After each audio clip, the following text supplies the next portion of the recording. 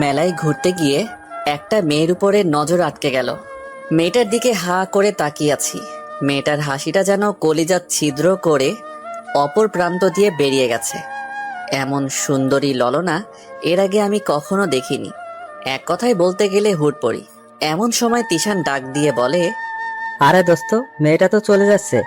তিশানের কথায় হুঁশ ফিরে আসলো। হ্যাঁ তাই তো, মেয়েটা তো চলে যাচ্ছে। এখন কি করা যায় বন্ধু? মেয়েটা তো কলিজায় দাগ লাগিয়ে দিয়েছে। তিশান চল একটা কাজ করি, মেয়েটার পিছু নেই। ওকে চল। আমি আর তিশান মেয়েটার পিছু নিলাম।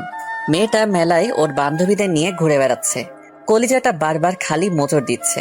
ইচ্ছে করছে এখনই গিয়ে ভরা মজলিসে সবার সামনে প্রপোজ করি, কিন্তু না, তা করা যাবে না। এভাবে প্রায় 30 মিনিট মেয়েটার পিছু নিলাম। মেয়েটা হয়তো কিছু টের পেয়ে গেছে।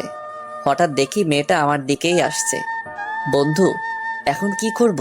মেয়েটা তো আমার দিকেই আসছে, কিন্তু তিশানের কোনো সাড়া শব্দ নাই। পাশে ফিরে দেখি বেটা পালিয়েছে।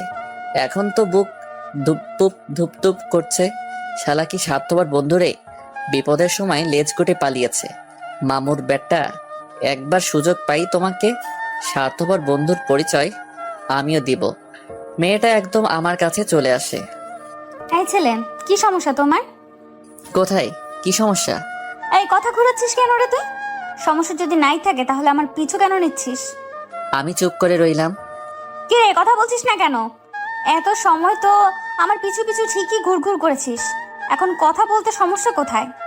আসলে সত্যি বলতে কি, প্রথম দেখে আপনাকে ভালো লেগে গেছে।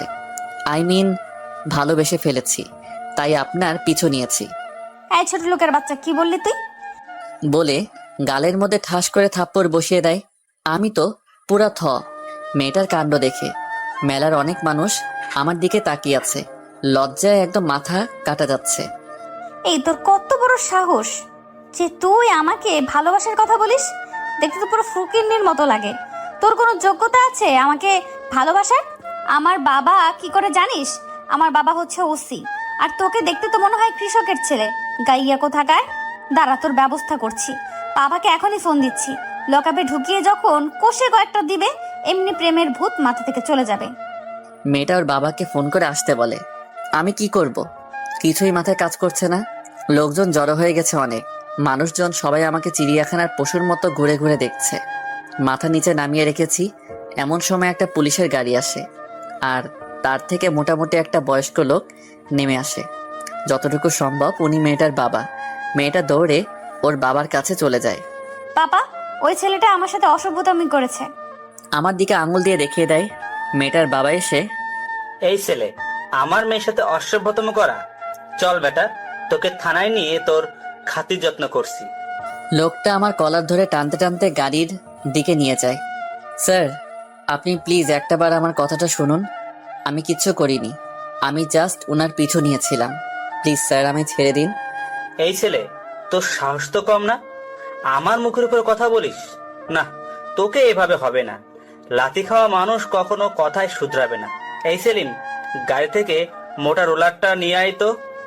স্যারের কথা মতো সে মোটা রোলারটা নিয়ে এসে স্যারের হাতে দিল। স্যার সোজা লাঠিটা হাতে নিয়ে আমায় হাঁটুর মধ্যে সজোরে একটা বাড়ি মারে। আমি তো বাড়ি খেয়ে মনে হয় এখনই উপরে চলে যাব।